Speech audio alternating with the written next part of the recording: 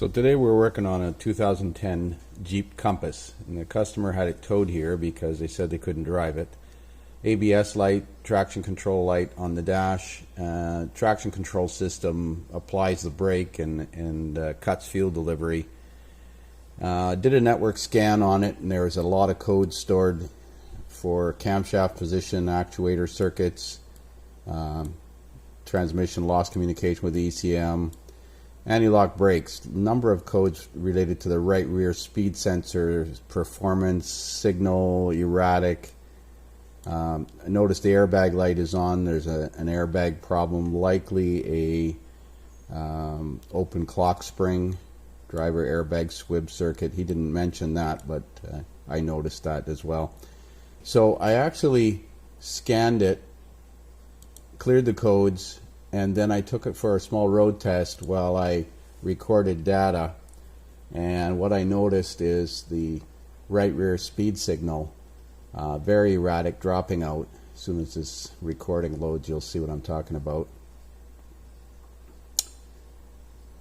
Okay, so here is left front wheel, right front wheel, left rear wheel, right rear wheel.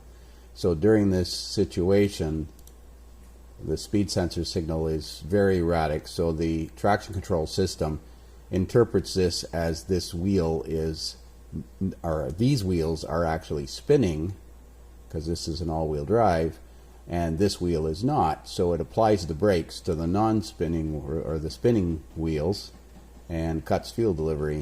It makes it very difficult to drive. So we're going to raise this up. I've already looked at this and I know what the problem is, but I will show you guys. So here's the speed sensor on the left rear side. You can see it's clipped into a metal clip on the back of the wheel bearing assembly. That's the actual speed sensor right there, and it's clipped into this metal ring. There's a magnetic reluctor internal in the wheel bearing assembly. This one is okay, but this one on the right hand side literally fell off when I just touched it. So this is the actual speed sensor here, and the metal clip that holds it in place, as you can see on this new one here, has literally rotted away. Make that out of mild steel, and the sensor is held in with that, just clips in. So I'm actually going to replace both wheel bearings because I'm sure this left hand side is going to fail any minute. Just a matter of touching that sensor and it's going to fall off there the same way. Yeah, it's very, very weak. So that's what's caused the problem here. Well, this thing's giving me a grief here. That axle shaft spline is rusted into the bearing assembly. I had to use this puller to press the axle in, but I ran out of threads, so I'm going to have to try and use a lighter one now that I've managed to get it to move a little bit.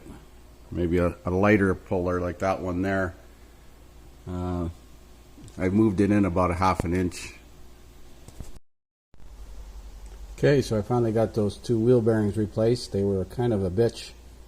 The axle shaft splines were seized. I had to use a couple of presses to press the bearings out.